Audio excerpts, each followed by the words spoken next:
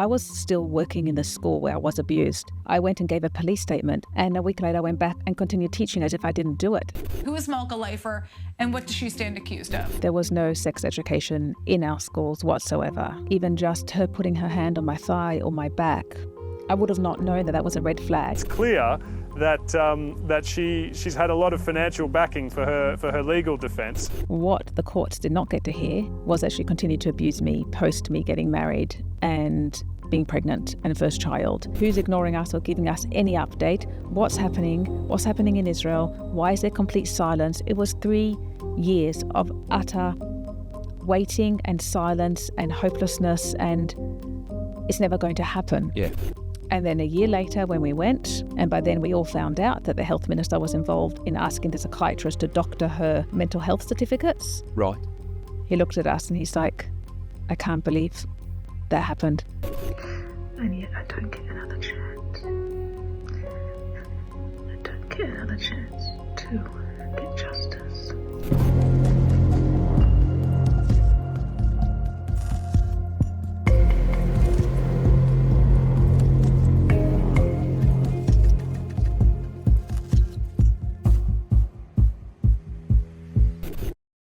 In part 2 of my chat with Nicole Meyer, we spoke about the personal impact on her and the 2 sisters because of the actions of her school principal, Malka Leifer, and how harrowing the 7-week trial was on her and the sisters, how it felt to finally face down her abuser, and what lessons can be learnt from her experiences so this type of despicable crime doesn't occur again.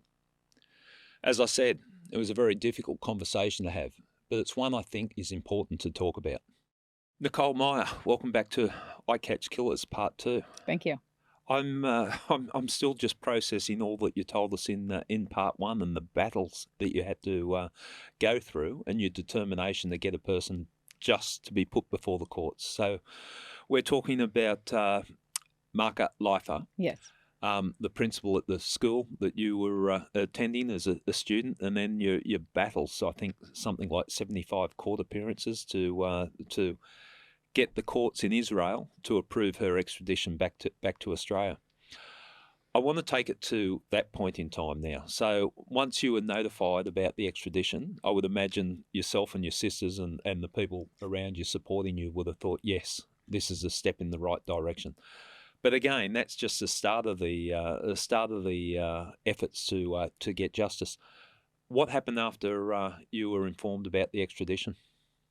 Of course, we spoke to prosecutors in Israel. Yep. And they did let us know then that Malka Leifer will be extradited. Yep. They can't give us an exact approximation of when. And not only that, they legally cannot tell us when she's on the plane. And we were like, really? We can't even know when she's in the sky? Yeah. Like, that was really difficult. Yep. So we just kept in touch with them. I don't think anything major happened. There may have been a couple mentions. Yeah. The main thing that had to happen from then in Israel was getting the paper signed for extradition by the justice minister. Right. It had to happen. Yep. Now that in itself is a process. Mm. And all we heard, and I'm going to go to the day that she arrived, all we heard was that it was a foot race. Literally, because the skies were closing because of COVID. Ah, right. Even and that. they had to get the papers signed. Yeah. And get her on that plane out of Israel to Australia, because literally there were no flights coming to Australia from Israel past her flight. Yeah. It was nothing short of miraculous as she actually got on that plane. And the paper was literally signed, is how I can envision it, and then racing. And even the detectives that flew over were not even there for 48 hours. Right. They picked her up and they put her on the plane, brought her to Australia. And I remember the female detective said, "You are arrested on Australian soil," was like the moment to say to her, after all these years, "You are arrested." Yeah, yeah. And all I remember of the night that she came back is because of that leaked photo from some random person in Israel that went worldwide, we knew that she's on the plane. Yeah. And then it was all the detectives, the experts online trying to find which flight. Yeah. And then it was all the news in the airport, but it was COVID. Yep. So we couldn't go to the airport, and the reporters had all their masks on, and they're all standing by the window. And we had one very kind reporter, who I'm actually meeting later today because she was a big part of our journey, and she held her phone to the wall of the They're very arrival lounge. They're very creative. And I was on the live. My sisters were on a call as well. We were on WhatsApp video, and we just watched the plane land. Right. The whole thing, talking the whole time, and that part will be in the documentary. You'll see parts of that being filmed. because I had the whole filming crew in my house Right. filming me watching her land. Okay. It was the most shocking, surreal moment. To feel a physical sense of her being back on the soil Yep. is still something I feel now, because she felt unreachable. She felt untouchable. She felt like she was always evading and escaping. It was so grounding to finally feel that she's here. She can't escape anymore. She's here. She's on Australian soil. Yeah. Didn't matter that I didn't know which prison. And then the next morning, I heard her voice for the first time, because she was arraigned. They go to court and they get, how do you plead, or whatever words the judge says. Taken and that was before it. the courts. Yeah. Were you in the courts, or were the No. courts closed? No, At that courts were stage? closed. Everything online. Yeah. Okay. Well, first of all, thankfully that you got her on the plane before COVID, because I'm sure you would have hung in there, but that would have been a much longer story Yes. because the borders shut down. Her first appearance at court, she wasn't granted bail. Kept in custody. Yes. Okay. Were you in contact with the police and the prosecutors about the trial and how long that might take? So once she arrived, we probably met with the OPP and the people that were needed with us, and we had a couple meetings, and we were told there'll be a committal hearing in 2021 in September. Right. Okay. And that was the first court appearance for us. So we had to then realise, wow, this is real. This is happening now. This is actually happening. I remember them saying at the time, absolutely no news. There is a gag order. The second she lands on this country, you are absolutely. You can't make You any cannot comments. say comments. You cannot give your opinions. You cannot say anything to the news. And that was it. We went utterly silent. Yep. So there was like one news crew that tried to follow me and try to get a statement past the committal. And they didn't bother coming again, because they knew we couldn't talk. Yeah. We actually couldn't say a word. Well, it potentially could have jeopardised the situation. Absolutely. So my sisters and I, very quietly, it was COVID, so we had to wear masks, and we were like, oh, can we just take it off in the building? Yeah. No, not till you get into the room. It was done remotely, like not in the court. It was done in the OPP's office, and we sat down for a couple of days, each of us, giving our evidence. Only the defence lawyer, the prosecutor barely stood up, because it's the committal. You're trying to prove that this court can be given. And for people, I think they'd understand the committal process, but just showing that there's sufficient evidence for it to go to trial. To be committed to trial. Yeah. Yes. And then that was over, and then we had to wait for judge's decision, which was it's going to happen, like pretty certain. But at the same time, I just found some journal notes just randomly yesterday, on the day that we got the notification that it's been committed to trial, and how I felt then. Oh, did you found some of your own journal Yes, notes? yes. Tell us what were you thinking? It was actually, when I read it yesterday, it was sad, because it was like I had so much hope for justice, and I was so excited for justice. So it was tinged with sadness, but also I could see back in 2021 how huge that was, that it was committed to trial. Even though we were certain, there's always a little bit of, we had so many times it was almost and never happened, that the almost could even happen all the way to the day trial starts. So the fact that it was committed was incredible. It was committed for August 2022, my birthday, actually the day it was meant to start. Strange the day type of birthday present. before, but, it was pushed off. Right. The day before. Why? The defence team and I guess prosecution had so many pre-trial discussions that they still needed to talk about. Weeks and weeks they had already done until then wasn't enough. And the judge, I guess, did not have availability to allow for more pre-trial conversations to happen. So trial was pushed off to February. That was a huge blow. We had all moved out of home. We were mentally prepared. We had all been preparing emotionally for trial. And to have it pushed off at such a late stage was crushing.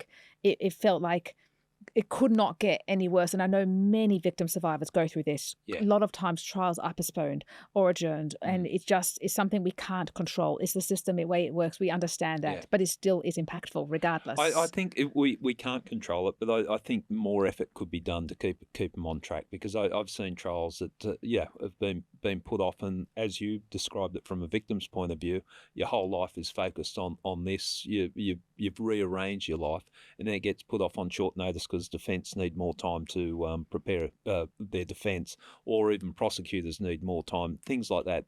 We've really got to be conscious of the impact that it has on people, like what you're going through. So it's been delayed. It finally comes up, the trial.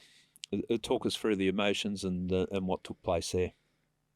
So because we now knew it was actually happening, second time round, My sisters and I, again, moved out of home because we need to be fully focused. We cannot be a parent at the same time as giving evidence to the extent that we needed to. So we just moved to the Quest near in South Bank so we can get to the city easy every day. And one sister didn't come full time. And we literally just knuckled down and read our statements and hardly talked to each other. Family members would come visit us, like just have dinner or play a game or something to lighten the atmosphere. And then it was day one. And we were video like journaling the whole time. So we have videos of us three together that morning, of the afternoon, of how we felt post. Like we just, and then it was like, we are going to walk in together. We are proud. We are going to walk with our backs up. And this is our moment to finally face the woman who has invaded our every waking moment for years and over a decade, or 2 decades, including the abuse. And we're going to go and seek justice. We're going to do this. And so we all got dressed. We were all in the room. We all left the Quest together. We walked to court. There was a huge camera crew outside taking pictures and everything like that. So it felt very surreal. Had you become accustomed to that at this stage, or this was at another level again when it got to the This trial? was a higher level. But we had been so many years around media and even the ABC documentary that we did back in 2017-18 that we just knew how to kind of like zone it out. And we also knew how to have boundaries. We also knew how to manage the media. So yes to one, no, we can do you after, or can we all just have you together in one room so we can just do... So we become accustomed to knowing how to handle that. And also we couldn't talk. As much as we would have loved to, we couldn't say a word. So we just walked right into court and went to level 1 in county court. But making a statement, walking in proud and with our united. family members all supporting us and coming with, all our siblings came. And we went and spoke with the OPP and they said, all right, Nicole, you're up first. Okay. Is that the first time you'd seen her since she's been extradited back to in person? So this is a funny thing. We actually asked her for a screen. So I felt, and I don't know if you can understand this, but the respect for the judge was huge. It was like heavy and deep in the room. So I felt it would be so disrespectful if I turned my chair around to look at Malka Leifer when I've asked for a screen. So I couldn't do it. So I felt her and I heard her voice because she's like, oh, I want to watch Nicole, I want to see her. So they had to go set up a whole computer for her to be able to see me giving evidence because she couldn't see me physically. And they did that. And I looked at the defense lawyer, I looked at the prosecutor, I looked at the jury. On day 2, I slightly turned my chair. I was like, I'm not going through without staring her down. That's not happening. And she did this very side as she's turned around out of the dock. Like we caught eyes for a minute, like side, very evil, very intentional, very deep. But then on the 3rd day, I just didn't care anymore and I just fully turned around and looked at her right up and down and then turned back again. That's empowering, isn't it? Absolutely, you it got was. To that It point was. that, and she was leaving to go back to jail and I am free and I can walk out this courtroom and join my family and my community. I can imagine how that must feel, how empowering that must feel. It was very necessary for me to look at her because she loomed, and she still does at times, so big in my mind because of the impact of her abuse. So I had to see her and realize that I am here and you are there. Like it was very necessary for my own healing and my own journey. I hadn't seen her in person since the day she pulled me out of class and said what's happening. So that amount of time working around trying to bring someone to justice and not actually seeing them, because she pulled that trick in Israel. There was all the camera crews. She was meant to come to court that day because obviously because we were there, she decided she's not coming in person and she didn't come in person again. Okay. So that was that. And she had been attending in person until then and doing the whole fiasco of pretending to be unwell, pretending to fall down, pretending to be sick and all that kind of stuff, which she didn't try once in Australia. Well, all the manipulations and little games that she played obviously didn't work out. We got her back here. How long were you in the witness box giving evidence? 3 full days and 1 half day, or 3 days? Court's intimidating for anyone. I don't care what they say. If people say they're not nervous before they get in the witness box, they're stupid. Yes. It's a natural reaction. Very big thing that you're talking about. How did you find the experience? It feels like the whole court process is designed to make the victim feel like they've done something wrong. And that's what's sad about it, because we should feel empowered. We should feel we have a chance to say our whole truth, not a redacted, very, very limited truth, which is unfortunately what happened and what happened very deeply to me. And I walked in and sat on the stand. I sat in my seat. I was given a glass of water, and it was just, the feeling in the room was so intense, so quiet, because when my sisters and I gave evidence, it wasn't open court because of the sensitivity. Yeah. But still, I counted 30 people in the room, despite the fact that it was, despite that, I had to, because that was just my way of gauging everyone. The jury members looked interested. The judge barely glanced at me. Yeah. And unfortunately, I will say this, he did not look at us the entire trial, even at the plea, even at the sentencing. Yeah. I think judges have a right to be, and they need to be, unbiased and impartial, but we're humans. It's interesting. And there have been judges that can say, thank you, Nicole, when they step down, or that was very brave of you. And that doesn't mean anything. That just means they're acknowledging that you are a human victim that has gone through horrific abuse, and you've come up to stand up and talk about it in the most clinical terms, which is really what I find what the stand did to me. And I'm sure to my sisters and to other victims as well. It can narrow down 6.5 years of abuse to 4 charges of rape and 1 of indecent assault, which is the whole 7 years she was around. So it wasn't anything specific. And it can literally narrow even further to time, weather, exactly how far certain acts were and what exactly it meant, bring in a medical expert to prove that it was actually this particular way and not that particular way. And it really boils it down to such a clinical nature. There's not enough context given. There's not enough understanding of this type of woman and the control she had and the impact in every area and how she was always around and there. None of that was explained in a way that a jury could understand how this could actually happen. These rapes don't occur in a vacuum. And unfortunately, that's what it does. And I understand you've got to prove beyond reasonable doubt. So you have to narrow down and really ask the hard questions and get right in there. But I think in doing so, I think the prosecution didn't give enough context around Malka Leifer. Yes, around her background. Yes, how she ran the school, but not particularly for my story. And I also understand my story was extensive. She abused me hundreds of times. It got boiled down to only 5 charges given to me. I didn't really get a chance. I didn't get a fair chance to allow for guilty. Extent of it. Yeah, and no, to discuss the extent of it, for sure not. So I walked out of 3 days not feeling that I did justice for myself. I didn't feel I had a chance to say my story. And I think that is the misconception that a lot of victim survivors have when going to court. They think we're going to get up there and we're going to just, it's going to all pour out and we can talk. And it's not. It's so scripted and it's so careful. And you say one word wrong, mistrial. You talk about one incident you're not supposed to, mistrial. And we were given those warnings. A lot of pressure, isn't it? So much. And my sisters and I are people that understand the court systems, have been through legal systems and other different things that were going on in our lives and in Israel. My sister and I had attended a court case in America to support a victim there. So we were well aware of how it worked there. And it was like, we knew what questions to ask. We knew what to say. We knew what to wear. We knew how to look. We felt confident. We were waiting for this for so long. We prepared. We were very switched on. And still, it crushed us. Still, it felt like I did not really have my chance to say my story. And the jury don't really know what Malka Leifer did to me. They just don't. They're walking away thinks, was that really a rape or was that not really a rape? Well, I'm not sure because the doctor said this and the defense lawyer said this and Nicole said this. So we'll just give, I don't know their thinking, but this is all the different things I've thought since then. I understand what you're saying, and I'm sure you're not the first person that's got in the witness box and got out and felt that way.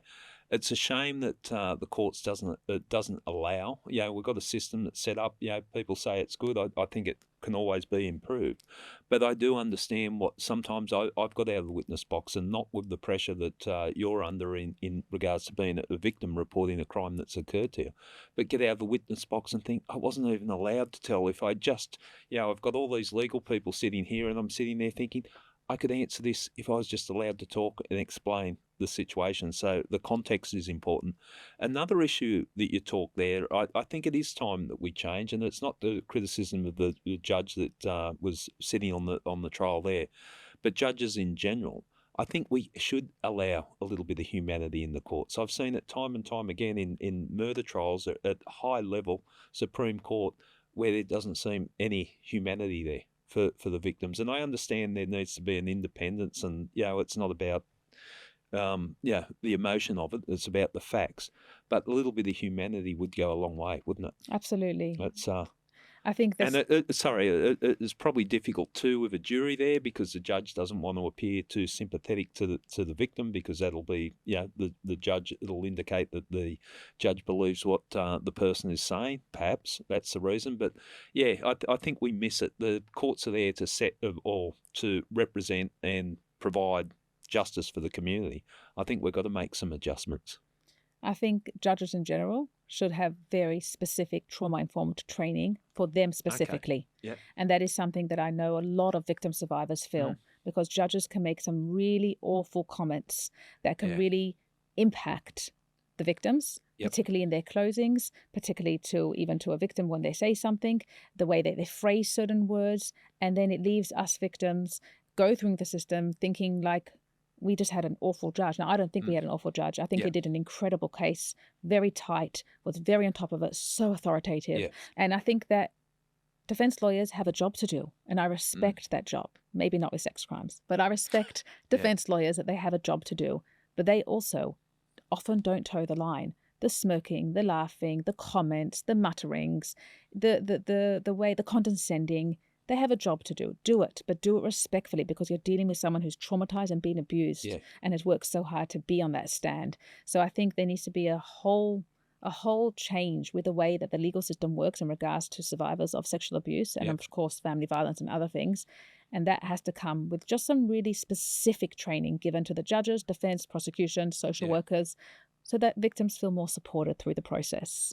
Yeah. And that is something I feel very passionately about, and I hope that I can join, and I'm looking to always, and I am interested in joining roundtable discussions around that legal reform that's needed to allow victims to feel more supported and have more rights in the legal system than they do. I think it's a very important thing. You don't want victims traumatised by the court experience, or further traumatised by the experience. And many victims say that the court experience is an additional trauma. It's not just a re-traumatisation, it's an additional one.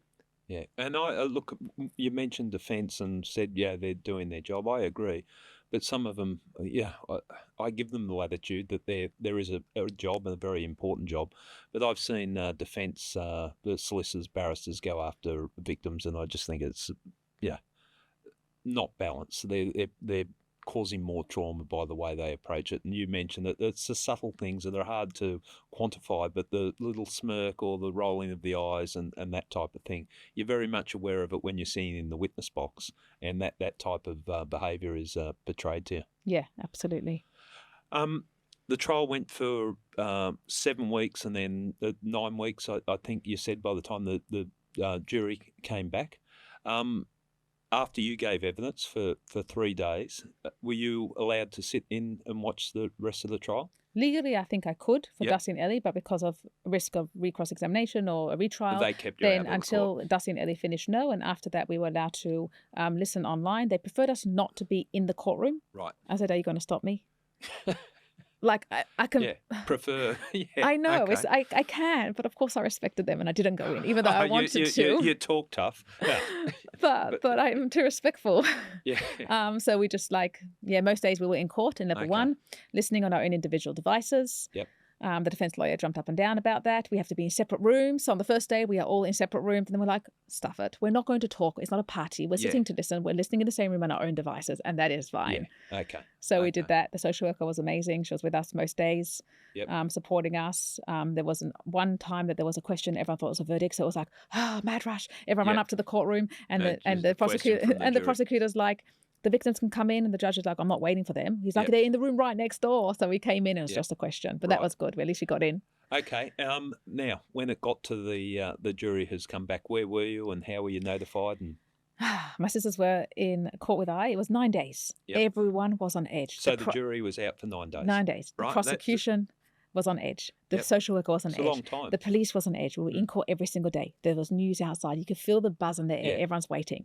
Day after day after day. First weekend came and we're like, surely it's going to happen on Monday. No. Next weekend came. We're like, okay, the second Monday, the third Monday, we're like, it's going to be today. We're all going to dress in the same things we wore on the first day of trial because that's momentous for us. It's going to be today. And it was. Okay. We didn't know when.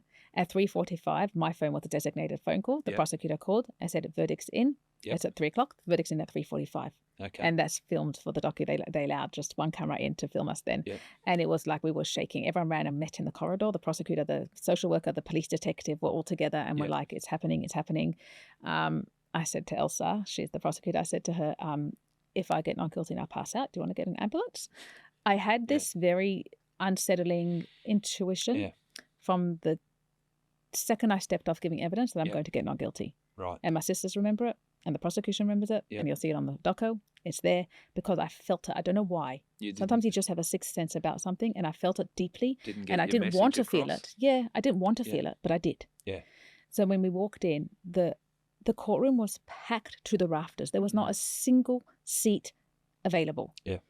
And it was so quiet. Yeah. It was like pin drop silence, and with a room packed full of people, it didn't make sense that it was so quiet, but that's how tense and anticipatory it was. Yeah. And then the knock and the judge comes in, and then he calls in the jury, and then he says a couple of things, and very short, but then he says, and in regards to the verdicts, if anyone is going to lose their composure or make a distraction, they can leave as well. Right. And that's when I knew 100% there's a not guilty in that, because he's saying that to me. Or to one of us, and also on top of that, the jury came in, not one jury member looked at us. Right. Not one. Now, that is not a good sign. That's not a good sign. Anyone knows that. Yeah. And we kept trying to catch their eye. We were right there, and they were right there. They refused to look at us. Yeah. And then the jury foreman got up and said, not guilty, and it was just a shock to my entire system. Right. Like... in what sequence did they read it out? Mine first. Yours so first? not guilty, not guilty, not guilty, not guilty, not guilty. Yep. And then guilty, and then the first guilty, you can almost hear the whole courtroom breathe. Yeah. Because it's like, okay, she's guilty, even just one. She's guilty. She's not going to be going back to Israel today. It was like everyone took a breath. Yeah. And then they just read there's a couple not guilty sprinkled in with the rest of the charges, and then guilty. And then the judge reads his stuff, and then he says, just charge the jury, thanks them for their service, tells them they don't have to do jury for however many more years. And then we all leave the room and go downstairs. Okay. And then there's like 15 people stuffed in the lift, and I'm just like, not sure what I'm feeling. My sisters are brokenhearted for me, so they're in tears. I'm not in tears. I'm in shock. Yeah. I'm in such shock. We go down to the room together. We spend a few minutes alone. Then the whole team comes in. They talk. I don't think I can remember anything they said. It was flying above my head. They all left the room. We know the news is waiting for us downstairs. We prepared for not guilty, guilty, and half and half verdict. So we had our statements prepared. No, that day we prepared them knowing what the different outcomes might be. Yeah. And my sisters were just collapsing. And I said to them, guys, we've got to go. I'm okay. We've got to go. And they couldn't. And I was the strong one for them. I stood there and was like, guys, we have to go outside. We can't keep them waiting. It's ready. 5, we need to go. I'm okay. I'll be okay. I'll be okay. And I just kept saying that. I don't know what strength I had at that moment to say that and not to collapse in my grief and just like not want to face the world. But I gave them strength that I was okay. Yeah. That we will go outside. We will face the media and we will do this. Mm. And eventually, within a few minutes, they saw that I was okay and we walked out. Amazing how you can react that way, and we'll talk a little bit about that towards the end. So what we've got here, a situation, and people fully understand, the three of you have been united in this fight to get justice, and then you've got a jury coming back, and I know that you've described it better than I can describe it, but the pin drop, the tension of a packed courtroom, everyone's bated breath waiting for it to come out, and the first lot is not guilty, not guilty, and then finally get guilty. Your sisters would have been satisfied the fact that the allegations that they made have been proven at court, but the fact that they're so upset, I think, is quite endearing to the fact of what you mean to them, because they couldn't take comfort from their decisions because of what happened to you. Yeah. Okay, you've prepared your media statements. Yes. And that you've gone out there. How is that fronting the media after all these years? This is a long, as you said, over decades, from the time the abuse until finally you get the words. It wasn't hard for me because I was still in that mode of I'm okay. Yeah. Elly and Dassi were a little bit more emotional. They were speaking because you could see they were feeling it. Yeah. We answered a couple of questions. It was over pretty fast. They followed us. We kept trying to walk away. They kept following. We kept trying to walk away. And then we're just kind of like, like lost chicken. We're like, what do we do now? Where do we go? You don't know which way to walk. I think my sister's husband booked us a place to stay for the night, and we knew we were going to be together that night. And then I think the doco crew wanted a bit of us, so we did a bit with them. And then it kind of just like flitted away, and we went back to where we were staying, and we had a lot of news coming from overseas, and we're like, actually, we're just not talking to anyone tonight. We actually can say that now. We don't have to talk. We can talk to everyone tomorrow. We're not talking to anyone tonight. Then Elly said, okay, fine, just one Israeli reporter, because they're relentless, and it was the one that was like just not English second language. So we ended up just like bursting into laughter by putting her on mute, and then laughing and then trying to give the question back to her, and then going back, sorry, didn't hear it, got disconnected, and then laughing again, because the way she asked the questions was just beyond, when you're that tired and that emotional, beyond exhausted. But we have the best laughs as sisters, best. And then one sister said that she's not up to doing media the next day. She needs a break. So Elly and I did the project. And again, this is all me still running on adrenaline, still in shock, still fronting strong and everything and everyone and presenting. And then the next morning off to Sydney for Passover. Right. So like I didn't have a chance to process any of it, because it was bang, bang, bang, bang, as my life normally is. Well, you spoke to your family, like your husband and your kids. Did how did they receive it? Do we get our mum and wife back now? Is that? I don't know if my kids felt that way. I think that I feel like my family, because I wasn't talking about it, because I was in such shock, were kind of not tiptoeing, but kind of not really bringing it up. And we were heading straight into a Jewish festival, so and those overseas visitors coming, as well as us coming to Sydney. To step into so. Well, I was hardly there. I think I was hardly present most of that festival. I was dealing with the grief and the shock and the loss and all of that sadness that was coming up. But it was devastating. Yeah. It was absolutely devastating. And it still is to this day. It hasn't changed. Right. Because all I wanted was justice, and I didn't get that justice. Can you take comfort from the fact that your sister's got justice, and really, if it's you're in this together, but is it can you take any comfort from it? I can, but what a lot of victim survivors who don't do their statements in groups, or any others who have got a not guilty, will know that a lot of other steps to justice are denied. So when the plea hearing happened and my sisters got up there to give their victim impact statement, that was the worst day for me. That was the 28th of June, and I will never forget that day. In a way, it's even worse than hearing not guilty. Because you couldn't Because I was completely invalidated. I almost didn't feel like I should even be in court. Yeah. Couldn't get up to give a victim impact statement. You're not relevant. That's it. Here. I'm gone. Yeah. That's it. I'm out of the case completely. The sentencing.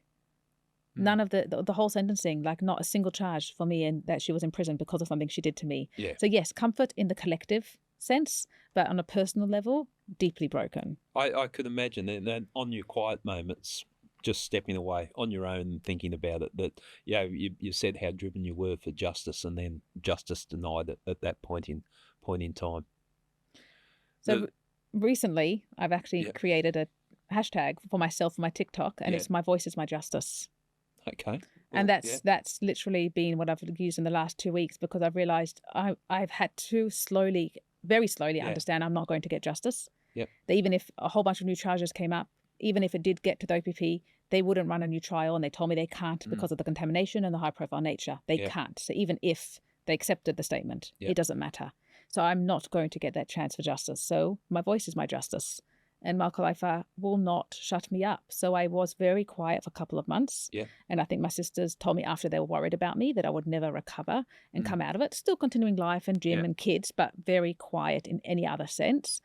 And then that's it. I stepped up, stepped out, and I've been advocating, spoken to the Prime Minister last year, been part of National Survivors Day, In Good Faith Foundation, met with the Child and Childhood Foundation, started studying law this year. So I am just like, I'm not allowing that pain to completely derail my life. Yeah. Instead, I've switched it around, and I've become a voice for survivors. I've spoken at many events. Yep. I've advocating and wanting to keep advocating as well while I start studying law, so that I can get into the system and help victims from the inside, not just from the advocacy space. So I've really turned around that pain to do something very, very constructive. And funnily enough, TikTok helped me a lot with that. I opened TikTok and just started talking. And people started sharing, listening. Absolutely. There's a whole incredible community of survivors there. The amount of particularly older generation, older than me, I just turned 40, disclosing to me for their first time on TikTok that they were abused when they were younger is incredible. Yeah. And I've created that space that people feel safe to share, knowing that there is someone there that understands them. And I've met some people in person through TikTok, like Australians. I've invited some to National Survivors Day as well, to give them the opportunity to be in a room full of survivors at an event. And I really have used my voice to get my own justice. That's worthwhile, and what I think is amazing how people and people that sit in this chair, because I hear a lot of stories of different things where a setback in life, a big setback, a hard thing, but defines who you are, how you react after that, and the fact that you're turning the horrible situation that you found yourself in to something positive and doing so good. Your voice being your justice. Elderly, and she passed away sadly, Elaine Walker, Aboriginal elder, was seeking justice for the murder of 3 children in their community, and we couldn't get it through the courts and constant battles to try and get justice. They've been fighting for over 30 years to get justice for the 3 children that have been murdered. She would often say to me, justice comes in many forms, and sometimes the justice is about telling our story, telling our people's story. And I always hung on to that I look at it from a policing point of view. Justice had to be served through the courts, but you are getting justice in another way. You've been given a platform, and you're using it, to make a difference. And the person that committed these offences against you is the one that's sitting in jail now, and you're out here helping people. Yes. Do you take solace from that, what it's turned your life into? I do. It's hard sometimes. Yeah. I do still struggle with the not guilty. It's something that eats away at me, but I'm working through therapy and through understanding You're that still what doing I have... interviews in therapy? No, definitely no more. Okay, sorry, I shouldn't No, that's totally make fine. light of it, but you've got to laugh sometimes. Absolutely. Yeah. She asked me recently because someone said to me that because of our story and their family hearing about Malka Leifer, their family believed them finally after all these years because she was abused by a female perpetrator when she was younger. Yeah. So she said, do you take comfort from that? And I said, I do. Yeah. But I still have to work on my own healing in the receiving, the not guilty part of it. Yeah. But I am working so hard on that in everything, in every way. It's just something that will impact me, I think, for a very, very long time. Yeah. I think when a perpetrator has had that much control and impact on my life, as Malka Leifer did on mine, it takes that long almost to reverse all of that and to find myself and to realize that even if I'm still living in the community and still in the same area and I pass by the houses that she abused in or the school, I am safe now, and I am the person that is not going to allow that to impact me 24/7. So it's a constant work in progress. Well, that's a significant thing, that you're looking at yourself being safe now, that you're taking control of the situation, and this isn't going to happen to me. I'm stronger than that, and I haven't been broken. So it's really powerful messaging that you're getting across.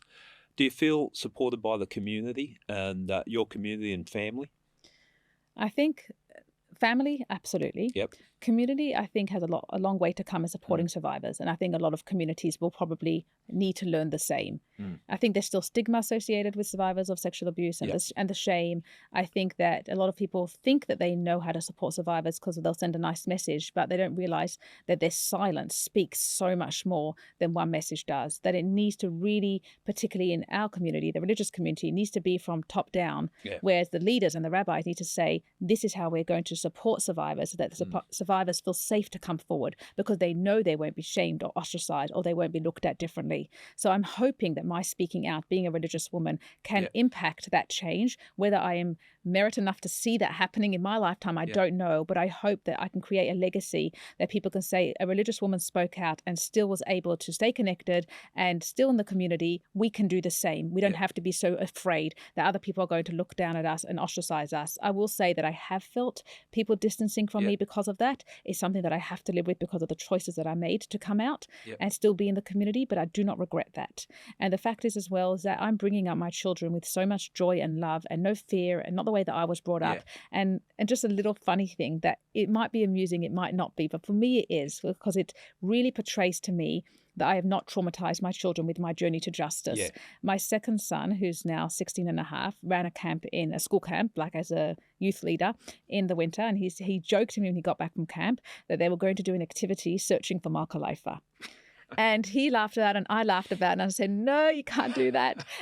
But that is showing how much I have not traumatized them, that they can say her name, that they can joke about an activity with that, that they can not be afraid to share that with me, knowing that I will still laugh at it with them. It's an inappropriate joke, but absolutely, you can laugh at it. Exactly. And that proves to me that I have not traumatized my children with what's happened to me. I've worked so hard all my life, all those 75 court hearings, Yeah. that my children should not know what's happening. Yes, they've got a mum that runs from the dinner table to a phone call or runs out the house to go around the corner for filming, but they didn't quite know what. COVID hit, they did have to know a little bit more, but at the same time, I still protected them. And I still am protecting them. So it's really just a balanced way of letting them know that I'm a survivor, not giving them any details of the abuse, that this is the woman, the prison, this is the prison she's in. News comes out about her here and there. I don't mind to share that with them a little bit, but that's it. So just a balanced way so they don't get impacted by my trauma. Well, I think, if anything, that you're showing them the way that you should live life. That you can come back from things. You can, you don't have to be broken. You can take control. Like, I think it's inspirational what you're doing. The fact that you've also stayed connected with your church and your community, that says something too. You I would imagine, and I'm not judging anyone that does that, but when it's happened in that environment, they distance themselves from the environment. The fact that you can stay in contact and still work within that environment and operate within that environment, I think that says a lot too. Yes, it's something that I've worked on for many years. It's not something that's easy. There are times that I feel very let down. I think for a good year and a half, 2 years, and still even now, I feel quite betrayed and let down by the community as a whole, not individuals, because the community as a whole is incredible. I made a bar mitzvah recently, and I received food packages and flowers and notes and messages, and I was like, wow, I haven't made a celebration kind of thing in a couple of years. This is what community is. It's beautiful. Yeah. But at the same time, that part of the community is amazing. That part is not. Yeah. I wish that they would do the same celebrating or the same support or the same acknowledgement for a survivor. Yeah. And how can I create that change to happen so that it's not so scary for them to do? So I do. I will talk about it in conversations. I'll say the premiere's coming up, or I'll say this, or I'll say that, because I'm going to put it into their faces. I'll post it on my WhatsApp status. You might not like it, and you will for sure not come. Yeah. But I want you to know it's happening because we want to change. We want to impact change. My sisters and I are doing the documentary to impact change, to have conversations, we have the visibility, but we want something to be happening from this visibility. We don't just want to share our story for entertainment. Yeah. And that's why we met with Australian Childhood Foundation yesterday to see how we can align with them and work with them and create impacting change. And we'll keep doing that post the documentary coming out. And I hope some of those changes can veer into my community as well. And I know it does. There was an author who was found out to be an abuser, a Jewish author overseas. I called all the 3 schools that my kids were in and said, throw the books out. Good on you. And they're kids' books that kids read. I read them as a teenager. My kids all read them. They loved him as an author, and they did. They threw out all the books, and so I'm not afraid to and I'm not afraid to request that of them. So it's change that needs to happen, and I'm hoping I can be a part of that. Yeah, the documentary you mentioned, it's coming out on Stan, I believe. Yes, Surviving Malka Leifer is a Stan original. Okay, it's. Well, if a story covers off on what you've talked about here, I think it's something that's definitely worthwhile watching. After everything that you've been through, and your sisters on this whole journey you've been through, how does it feel to know that what you've been through is going to play out on the big screen with this documentary coming up? My sisters and I are quite a little bit nervous for the documentary. It is very vulnerable. It is raw. Yeah. It is inspiring. It is an absolute roller coaster. It is 95 minutes of absolute packed minutes of our journey. And we filmed for 5 years. To have that reduced to 95 minutes feels unfair. Yeah. But it is done so well. And we are so hopeful that people see the story for the entirety of the story. Yeah. Not just any agenda. Abuse happens in every community, in every religion, in every country, all over the world. And we broke the silence, and we hope we can inspire others to do the same. And we can also impact change so others are aware of what it looks like to be brought up in an abusive home and then be abused and then come out the other side, post-trauma growth. Well, congratulations to you and your sisters for having the courage to do that. And I know one of the people behind the project, and I can't wait to watch it. I think it'll be really powerful, as you described. Yes. I think the fact that you are talking about it too, and as you're talking, I'm going, yes, that's what we need. That's why these offenders have been allowed to flourish, because sexual abuse, sexual assaults, it's confronting for people to talk about. When red flags are seen, or just there's an icky feel, or whatever, something doesn't feel right, people are uncomfortable talking about it. I think the fact that you're coming out and talking about it and putting the light on it is important, and it might prevent further things like this happening. I really hope so. And I hope watching the documentary and seeing what went on in our case can cause people to think, wow, that all went on under our noses and we didn't notice. Let's notice more. If there's a child that's consistently coming to school with a moldy lunchbox or no food or looking unkempt, something's going on, whether the mother's just emotionally struggling or not, or if there's the behaviors that are starting to look a little bit suspicious and not appropriate for children. Don't just blame the child. Look further. Find out what's going on in the family, who's having access to their child, what they're seeing, and start understanding more that every child is a world of their own. And if you don't notice, those children slip through the cracks. And it's upon us as adults to notice the children in our lives. Definitely, definitely. You weren't given the opportunity to do a victim impact statement at the court, and I'm sort of just dropping you on the spot here. What would you want to say if she was sitting in the court and you could face her down, and what would you say to her?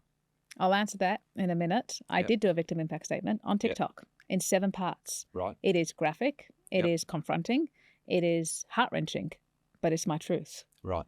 And I did do it in 7 parts, so 7 minutes long. And if I would have had a chance to say that in court, that's what I would have said. I guarantee that everyone would have been crying.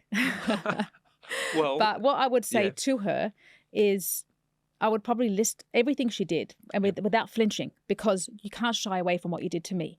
Those 4 rapes and indecent assault is like not even a drop in the ocean of what you have done to me. And then explain to her the impact of all of that. But at the end say, but you cannot break me and you cannot take away my life. I'm taking it back, what you took. And I'm going to show you that what you have done to me is not going to break me and not going to impact me the way you think it did. Or you, it's so hard because she's never admitted any remorse, any guilt, anything. The way she stood in court was so confident, so arrogant. It was like coming off her in waves. She stared down the judge. She stared down the jury. She stood in a way, her body language was, I've got this. And even the prison guard said to us, she had her suitcases packed on the day of the verdict that she's going to Israel that night. That's how confident she was. And that's the confidence she ran the school. So for me to be able to say you did and list literally everything and the impact is just knocking a little chink in that armor that she has of confidence. No, you did all of that and you're in jail because of that. And my victim impact statement is a lot. It's quite, I say it without emotion, obviously, but it's really in regards to what the comments that the judge made on sentencing, and of course he's referring to your 2 sisters, not yourself. There is something that I won't bog us down with it, but there was something that the judge made, a comment that the type of situation that you found yourself in, so the evidence that you gave helped put into context what happened to your sisters as well. So the evidence that you gave, something resonated within the jury that, okay, well, this is a pattern that's clearly occurred. So I think you could probably take some comfort from that, well, everything else you did besides going over to Israel 3 or 4 times and completely pushing, you made a difference at the trial too. So I don't think your evidence was ignored. They just, who knows why juries make decisions. But just the judge made these comments. I wish to make the following brief observations. There's been a significant delay, more than 15 years, between when these offences were committed and when the trial was held. As the victim impact statements were not made until after the jury convicted Miss Leifer, the victims have been able to address the ongoing impact of this offending has had on them during the entire period. For each of them, it has been profound and life-changing. What they have described comes as no surprise given the nature and seriousness of the offending.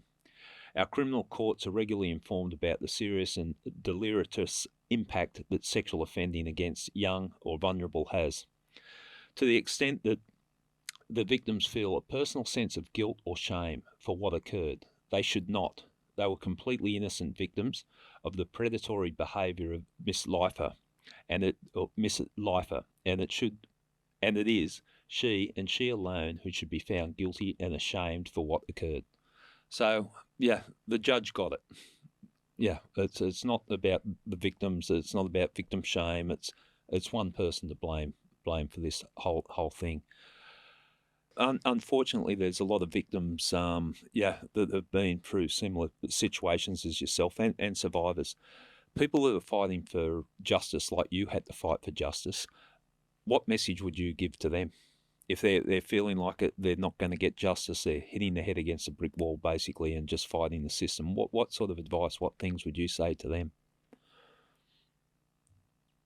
I don't have any regrets doing what I did, even though I didn't get justice. I believe that every single time a victim survivor has the opportunity, has the strength to go to court, they are forcing the abuser to be held accountable on some level, even if it doesn't result in a guilty plea. So for anyone that has the strength and ability to do so, keep going for it. Our justice system needs us victim survivors to help them bring the predators and abusers to justice. So don't give up. Good advice.